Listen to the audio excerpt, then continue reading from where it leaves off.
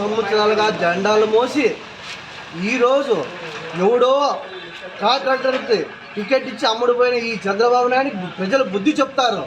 2 సంవత్సరాల నుండి అన్నా క్యాంటీన్ నీకోసం నువ్వు సీఎం కావాలని చెప్పేసి ఎంతో కష్టపడిన మా తెలుగుదేశం కార్యకర్తలు ఈరోజు మా చెప్పు తీసుకుని మేమే కొట్టుకోవాలనే పరిస్థితి వచ్చింది. బాబు గారు ఎన్ని కోట్లకు అమ్ముడుపోయినావు బాబు?